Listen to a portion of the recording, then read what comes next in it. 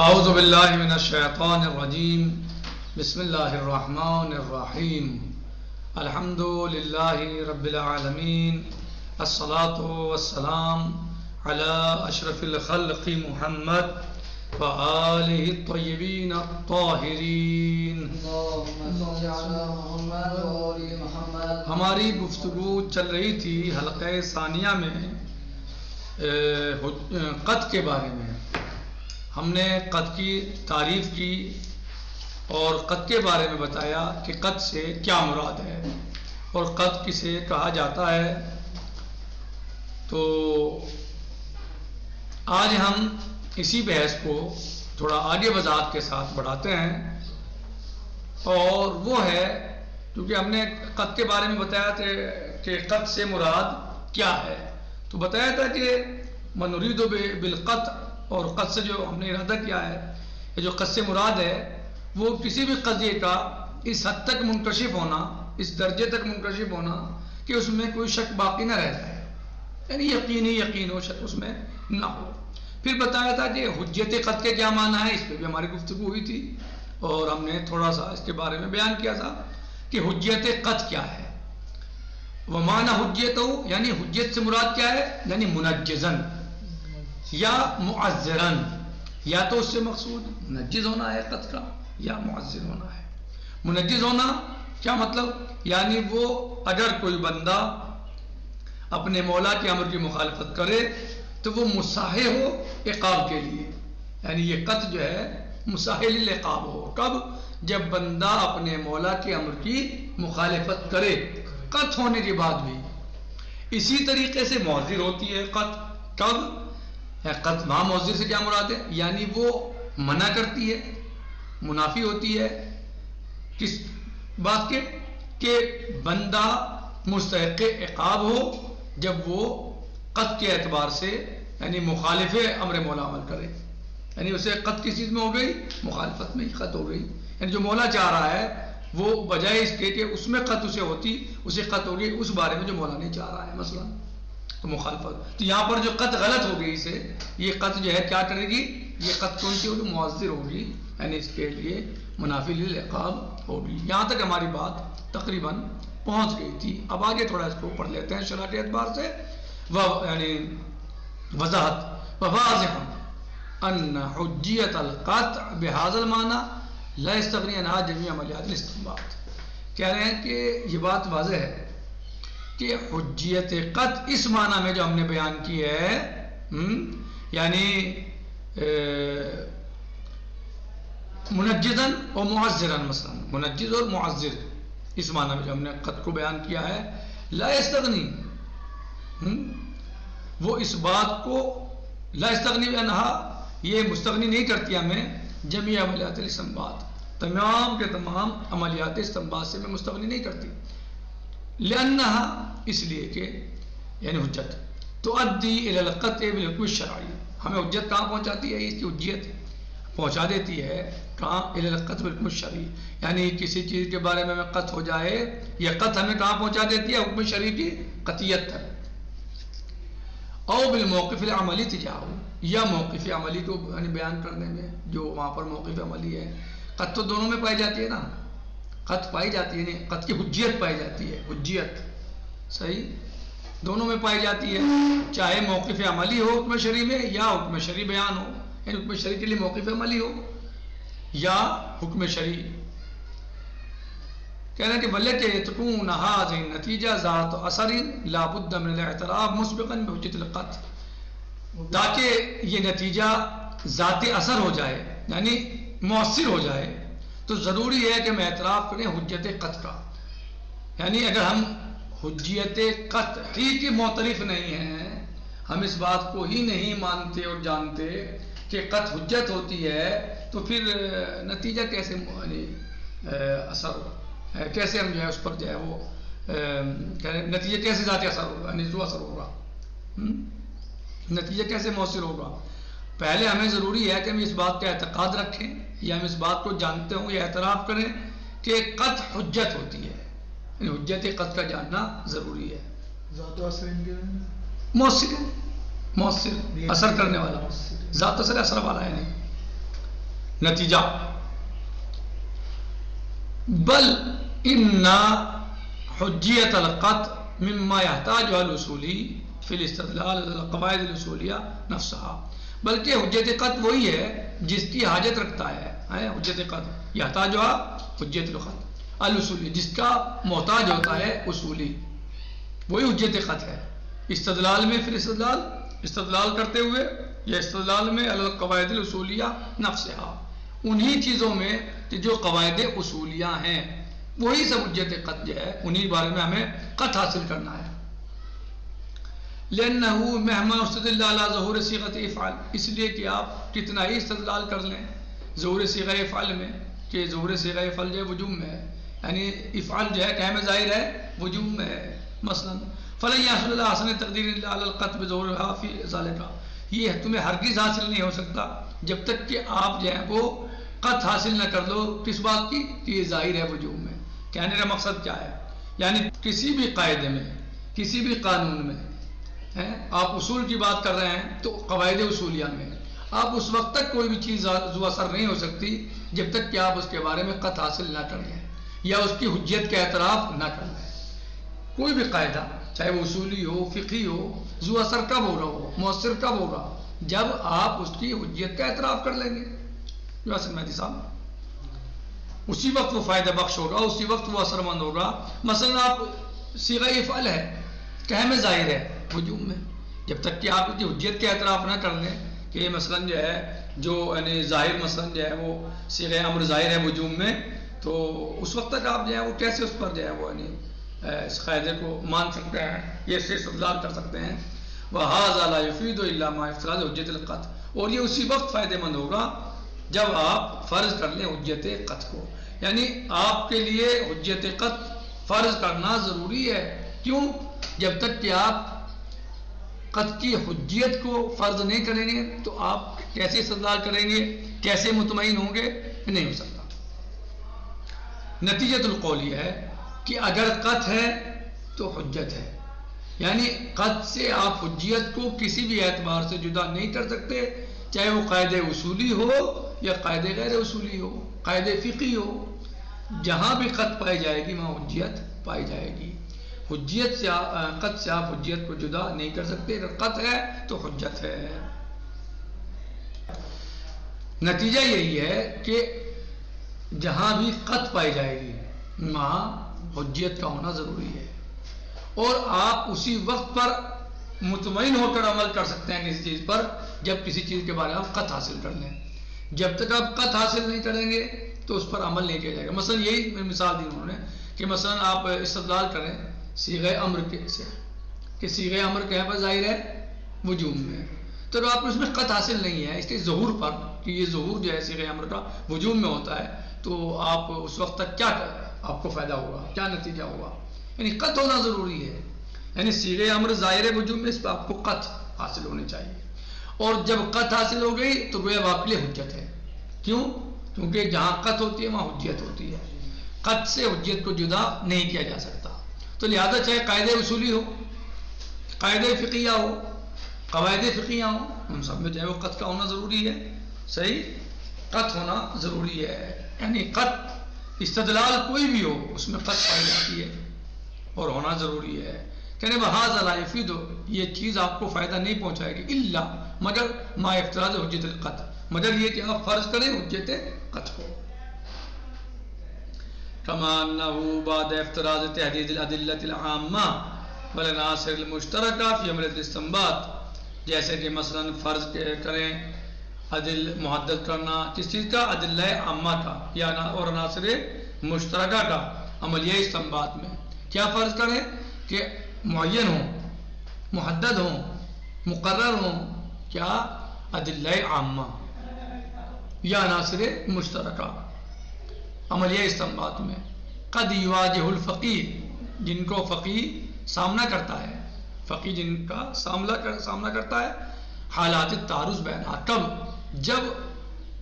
حالت تعارض پیدا ہو جائے ان کے درمیان، متعارض ہو جائیں، یعنی عناصر مشترکہ متعارض ہو جائیں، ایک دوسرے کے مخالف ہوں، تو اب فقیہ اس میں مثلا کیا کرے گا؟ جب فقیہ ایسے موقع پہ یعنی فقی سامنا کرے ان حالات کا کہ جہاں عناصر مشترکہ متعارض ہوں، ایک دوسرے کے مقابل ہوں۔ تعارض کا مطلب سمجھتے ہیں، یعنی مقابل ہو، یعنی ایک کسی چیز کو صحیح جان رہا ہو اور دوسرے کے اعتبار سے غلط ہو، بالٹا ہو بالکل، یعنی ایک کے اعتبار سے صحیح ہو اور دوسرے کے اعتبار سے وہی چیز مثلا غلط ہو اور خطا ہو۔ سوا امکان التعارض بین دلیل من القسم الاول و دلیل من القسم الثانی، چاہے تعارض جو ہے وہ قسم اول، دلیل کی قسم اول سے ہو یا قسم ثانی سے ہو۔ قسم اول یعنی ادلہ معرضہ، اور مثلا قسم ثانی ادلہ غیر معرضہ، ان کے درمیان ہو۔ تعارض بین الامارۃ والاصل، جیسے تعارض جو ہے وہ امارہ اور اصل کے درمیان ہو جائے۔ تعارض امارہ کیا ہے مولانا محمد علی صاحب؟ امارہ کیا ہے؟ ادلہ معرضہ تو ہیں، جیسے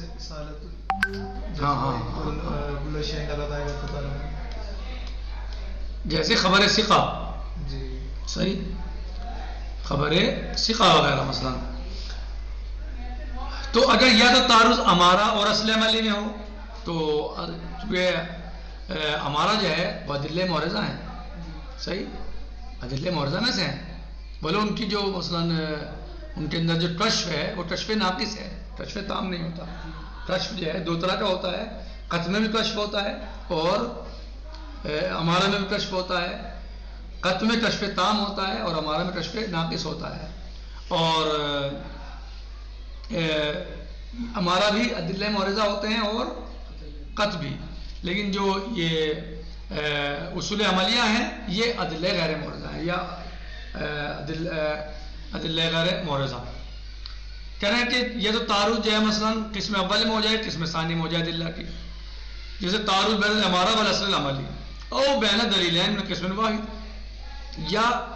دو دلیل ایک ہی قسم سے ہو جائیں، دونوں دلیلیں دونوں ادلہ معرضہ ہی ہیں، دونوں مثلا اماراتی ہیں۔ سواء کان من نوع واحد کا خبرین لثقتین، چاہے جو ہے مثلا ایک ہی نوع سے ہوں، دونوں قسمیں دونوں دلیلیں ایک ہی نوع سے ہوں، جیسے خبرین ثقتین ایک ہی نوع ہے نا، دو خبر ثقہ ایک ہی نوع تو ہوئی ہمارا میں سے۔ او من نوعین،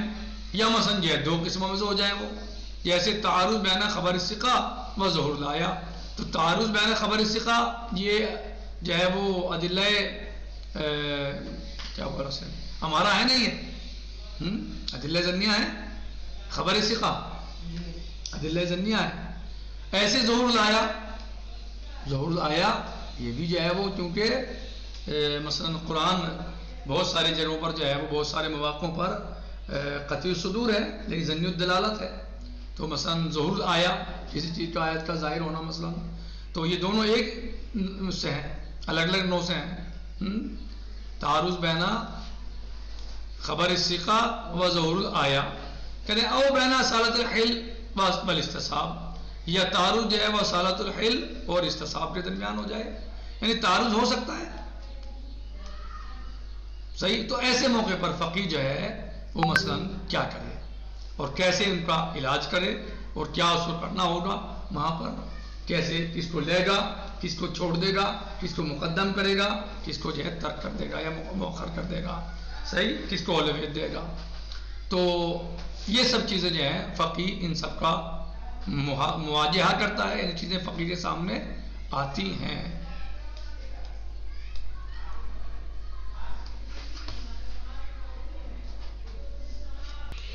فقیہ کبھی سامنا کرتا ہے حالات تعارض کا، بینہا بین العناصر المشترکہ، مثلا فی عملیۃ الاستنباط، فقیہ کبھی کبھی سامنا کرتا ہے، یعنی اس کے سامنے چیزیں آتی ہیں، اس کو درپیش ہوتی ہیں چیزیں، یہ کیا کہ تعارض پایا جائے بینہا بین العناصر المشترکہ یا ادلۃ العامہ، صحیح، ایسا ہو سکتا ہے نہیں ہو سکتا؟ ہو سکتا ہے تعارض ہو جائے ان میں۔ سواء کانت تعارض، اب یہ تعارض جو ہے، تعارض میں نے آپ کو بتایا نا تعارض کیا ہوتا ہے، یعنی ایک دوسرے بالکل اینٹی مخالف، ایک چیز مثلا جو ہے کہہ رہی ہے کہ یہ چیز مثلا جائز ہے، دوسری اسی کو مثلا حرام بتا رہی ہے مثلا، یا صحیح نہیں بتا رہی ہے، تعارض ہو گیا، تو ایک دوسرے کے مخالف ہو گئے۔ حلقہ علماء پڑھ چکے تعارض کے بارے میں، تعارض کیا ہوتا ہے، تو یعنی بالکل وہاں صحیح اور غلط کا مسئلہ بن جاتا ہے، صحیح و خطا کا مسئلہ بن جاتا ہے. تو کہہ رہے ہیں کہ ایسے موقع پر اگر فقی مواجہہ کرے دو متعارض دلیلوں کا یا دو عنصر مشترک مثلا جو ہوتے ہیں عناصر مشترکہ ان میں دو متعارض عناصر کا میں نے اس کے سامنے پیش آئے, مقابلہ نہیں مواجہہ نہیں, اس کے سامنے آئے پیش آئے, ضرورت اس محسوس ایسے دیکھے وہ سواؤں کانت تعارض بین دلیلین من القسم الاول, چاہے وہ تعارض جو ہے وہ دو دلیلوں بین دلیلین من القسم الاول, چاہے وہ قسم اول میں تعارض ہو دلیلوں کی ادلہ معرضہ مثلا یا قسم ثانی میں ہو, جیسے اصول عملیہ مثلا, یعنی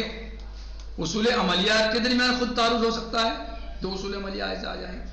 مثلا تخیر ہے, استصحاب ہے, یا احتیاط ہے, براءت ہے, یا مثلا جو ہے خود دلیل اول میں مثلا ادلہ معرضہ میں تعارض ہو جائے, دو خبر ثقہ ہیں ایک یہ کہہ رہی ہے ایک یہ کہہ رہی ہے, تعارض ہو گیا صحیح. وہ دلیل من القسم الثانی, چاہے قسم ثانی میں سے یعنی اصول عملیہ میں سے, کا تعارض بین الامارۃ والاصل, یا تو تعارض اس طرح ہو جائے جیسے تعارض ہو جائے امارہ اور اصل میں, امارہ میں اور اصل عملی میں تعارض ہو جائے, او بین دلیلین من قسم واحد, یا دو دلیلیں ایک ہی قسم سے ہوں, یہ نہیں سمجھ آیا, دو دلیلیں ایک ہی قسم سے ہوں, قسم بتایا تو یعنی اصول عملیہ میں ہی مثلا تعارض ہو گیا, یا دو خبروں میں ہی تعارض ہو گیا, دو خبریں ثقہ ان میں تعارض ہو گیا, ایک ہی قسم سے ہے نا دونوں صحیح, یا اس اصل عملی میں تعارض ہو گیا مثلا بھائی استصحاب بھی اصول عملیہ میں سے ہے, تخیر بھی اسی میں سے ہے, احتیاط بھی اسی میں سے, برات بھی اسی میں سے ہے, ان میں تعارض ہو, یعنی احتیاط اور برات میں تعارض مثلا جو ہے وہ تعارض ہو رہی نہیں ہو سکتا, کیوں مولانا فرحان صاحب احتیاط اور برات میں تعارض ہو سکتا ہے نہیں ہو سکتا, ہو سکتا ہے, تو مثلا جو ہے وہ اس میں ایسے تعارض ہو گیا تو ایسے ہو سکتا ہے تعارض, یعنی ایک ہی قسم سے سواؤں کا نون واحد, چاہے وہ ایک ہی نو سے ہوں کا خبر لثقتین, جیسے دو خبر ثقہ ایک ہی نو سے ہیں بالکل, یعنی ادلہ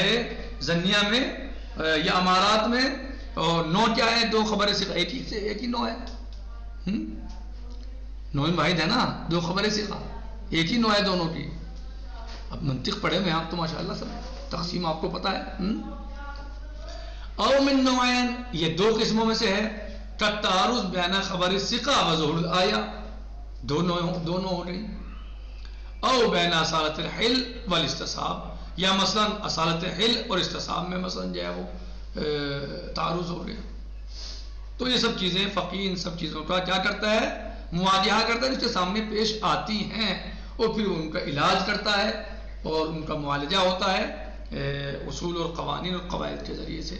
ومن اجل ذالک, اس لیے ہم جو ہیں وہ سنبدا فیما یلی بحجت القطع, اس لیے ہم جو ہیں اب شروع کرنے والے ہیں آنے والی یعنی بس دروس میں درس میں جو آ رہا ہے حجت قطع کے بارے میں, کہ قطع ہے تو حجت ہے, قطع ہے تو حجت ہے. ثم نتکلم عن القسم الاول, پھر ہم کلام کریں گے قسم اول کے بارے میں, من الادلہ, ادلہ کی قسم اول کے بارے میں, یعنی ادلہ معرضہ کے بارے میں. وہ ادلہ معرضہ کون کون سے ہوتے ہیں محمد علی صاحب؟ ادلہ معرضہ کون کون سی ہوتی ہیں؟ ادلہ معرضہ ہمارا یہ سب جی جی ہاں بولیے. قط یہ ادلہ معرضہ میں سے ہے, اور ہمارا وغیرہ ادلہ ظنیہ جنہیں بولتے ہیں وہ بھی معرضہ میں سے ہیں. لیکن جو قسم ثانی ہے دلیل ادلہ کی وہ ہے اصول عملیہ, یعنی ادلہ غیر معرضہ. ہاں کہہ رہے ہیں کہ ہم جو ہے حجت قطع کے بارے میں شروع کریں گے اور پھر ہم کلام کریں گے قسم اول کے بارے میں ادلہ میں سے. ادلہ میں سے ادلہ قسم اول کون سی ہے؟ ادلہ معرضہ.